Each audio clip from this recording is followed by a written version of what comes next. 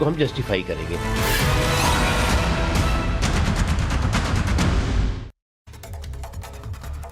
और आइए चर्चा की शुरुआत करते हैं। कुछ खास मेहमान इस वक्त मेरे साथ जुड़े हुए हैं। हमारे साथ इस वक्त के शर्मा जी हैं, प्रवक्ता हैं भारतीय जनता पार्टी के। विश्व हिंदू परिषद की तरफ से प्रोफेसर प्रवेश चौधरी जी इस वक्त हमें ज्वाइन कर रहे हैं। अनमोल पवार आम आदमी पार्टी के नेता हैं। अखिलेश कटियार राष्ट्रीय सचिव हैं समाजवादी पार्टी के। आप सभी का बहुत बहुत स्वागत है। कुछ देर के बाद कांग्रेस के लीडर भी हमें ज्वाइन करेंगे, लेकिन शुरुआत में करना चाहता हूं के शर्मा जी आपके साथ, क्योंकि किसी भी चीज की अति जो है वो खराब होती है।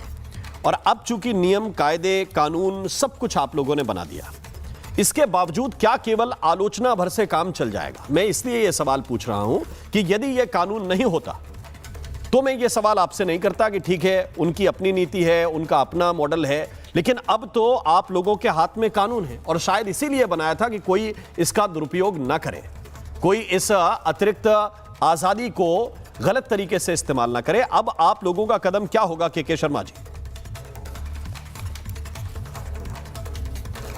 देखिए राम जी कि यह लोकतंत्र में जनता सर्वोपरि होती है और जनता ने ही निर्णय लिया है।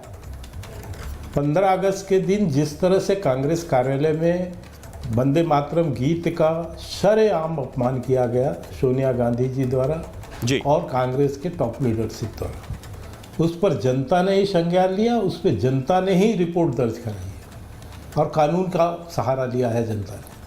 और केवल कानून नहीं सर, जनता इस बात का भी निर्णय करेगी आने वाले समय पर कि कांग्रेस जिस ढंग से मोदी जी का विरोध करते करते देश विरोधी हो चुकी है और इस कृत्य में भी उसको कोई ऐसा महसूस नहीं होता कि हम गलत कर रहे हैं, उसका भी जनता ही जवाब देगी। और मुझे आश्चर्य है, कांग्रेस में आज वैसे लीडर बचे नहीं हैं। राम जी, मैं आपको बहुत यानी तथ्यों के साथ कह रहा हूँ जी, आज कोई समझदार लीडर, ढंग का लीडर कांग्रेस से सब बाहर हो चुके हैं। सब अपने, आज कुछ 1-2-4 हैं तो वो भी अपनी जबान बंद करके बैठे हैं।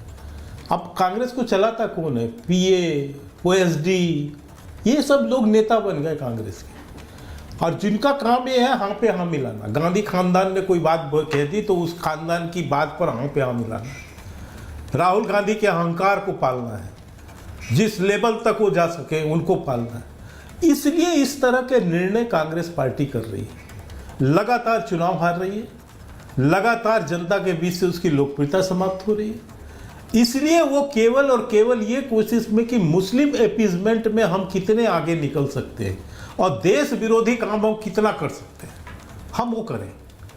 यही सोच रह गई कांग्रेस पार्टी की। और मुझे आश्चर्य है, आज ठीक कहा हमारे नेता अमित भाई शाह ने, उन्होंने कहा कि 1937 में वंदे मातरम गीत के 2 टुकड़े किए, 1947 में इस देश के 2 टुकड़े कर दिए।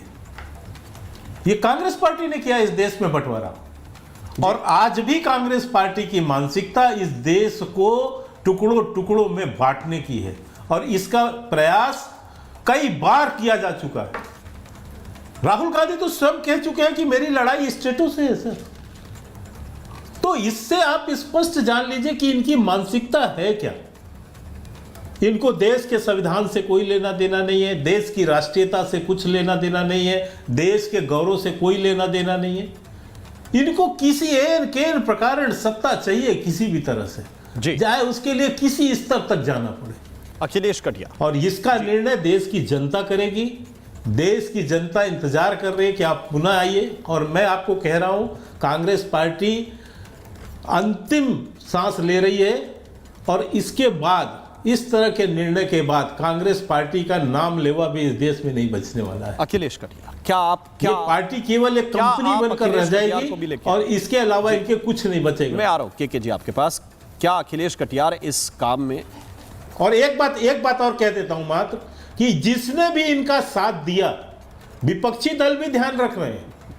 विपक्षी दल भी, अभी मैं एक चैनल में था, इनके विपक्षी इनके विरोध में खड़े हुए जी, लेकिन मैं कह रहा हूं जो विपक्षी दल, चाहे वो समाजवादी हो चाहे आरजेडी, इनके साथ समाजवादी भी 2 बार लगातार चुनाव हार चुकी है उत्तर प्रदेश में, आरजेडी भी हार रही है। अखिलेश, इनका प्रभाव उन पर भी पड़ेगा और वो भी समाजवादी पार्टी कांग्रेस के साथ, देखिए गठबंधन तो है आपका उत्तर प्रदेश में अभी तक, आगे क्या होगा मुझे नहीं पता, इमरान मसूद क्या बोल रहे हैं और क्या आपके राष्ट्रीय अध्यक्ष अभी बोल रहे हैं, मैं उसके आगे नहीं जाऊंगा। लेकिन अभी तक तो है, इसलिए मैं ये आपसे सवाल पूछ रहा हूं, क्या कांग्रेस के साथ इस कदम में आप लोग खड़े हैं साथ? राम साहब, जब हर चीज़ जनता तक आप मानते हैं, चलो कम से कम इतनी गलीमत है कि जनता की बात तो मानते हैं। बांकीपुर में क्या हुआ जनता ने बताया है आपको, मुरैना में क्या हुआ जनता ने बताया है आपको, अयोध्या में क्या हुआ जनता ने बताया है आपको। 72 सीटों से 33 सीटों पे उत्तर प्रदेश में खड़ो, ये जनता नहीं बताया है आपको। 400 पार का सपना देख के जो चुनाव लड़े थे और 240 पे आके सिमट गए, ये जनता ने ही दिया है। आगे और भी दे देगी जनता। आप और ऐसे पर्चा लीक कराते रहे, आप और ऐसे राम मंदिर में डकैती डलवाते रहे, आप अपने काम पे लगे रहे, ट्रेड डील करके भारत के किसानों को भी आप नीलाम कर दें। और इसके बाद भी जनता के दरबार में जाने की शर्मा जी अगर बात करते, मुझे लग रहा है कि आप पॉइंट पे आइए।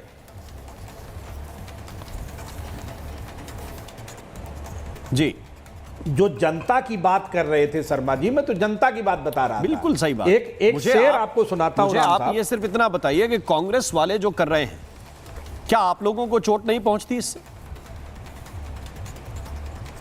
जी, बहुत चोट पहुंचती है, बहुत चोट पहुंचती है। एक आदम गोंडवी साहब का शेर है, उससे मैं बात आगे बढ़ाता हूं। जो डलहौजी ना कर सका वो हुक्मरान कर देंगे। कमीशन दो तो देश नीलाम कर देंगे। वंदे मातरम का गीत जो गाते हैं सुबह उठकर, यही बाजार में चीजों का दुगना दाम कर देंगे। ये आदम गोंडवी साहब का है, ये मेरा नहीं है। और इस देश में ये भी बताएं, जो करने वाली बात है, लोकतंत्र का गोंडवी साहब ने बड़ा अच्छा शेर याद दिलाया। नहीं, एक गोंडवी साहब का मुझे भी याद आ रहा है, मैं भी सुना। आदम गोंडवी साहब का ये लाइन है। हाँ, नहीं, गोंडवी साहब का एक शेर मुझे भी याद आ रहा है, मैं याद दिलाऊंगा। लेकिन पहले आप ये देश को याद दिला दीजिए कि गोंडवी साहब ये किसके लिए लिख रहे थे। जो सत्ता में बैठ के जनता के हितों को नीलाम करें, पूंजीपतियों के लिए काम करें, उनके लिए ये लिखा गया है। हाँ, और गोंडवी साहब ने एक और लिखा, आप शायराना हो रहे हैं तो मुझे याद आ रहा है, सारा भाजपा है ना। गोंडवी साहब का आपको सबसे फेमस जो कोट है, अब आप मुस्कुरा दिए हैं कि काजू भुने प्लेट में, विस्की गिलास में, रामराज उतरा है विधायक निवास में, कि समाजवाद उतरा है विधायक निवास में। आया कि नहीं? उन्हीं का है, रामराज उतरा है चलता रहता है। मैं तो सिर्फ ये याद दिलाना चाहता हूं पवन पटेल जी। हाँ, बहुत अच्छे। पवन पटेल जी, मुझे एक बात बताइए, क्या मिलेगा ये सब करके आपको? क्योंकि जिनको आप गंवाना चाहते थे वो तो 2 छंद भी नहीं गाने को तैयार है। आपकी पार्टी के एमपी हैं इमरान मसूद, वो कह रहे हैं हम वो 2 वाले छंद भी नहीं गाते, ना हम कभी गाते थे ना गाएंगे। अब आपको इससे क्या हासिल होगा? आप तो 6 गाते थे पहले, 6 फिर गा दीजिए। आपको इससे क्या हासिल हो जाएगा कि देश के बने हुए कानून का आप अपमान कर रहे हैं।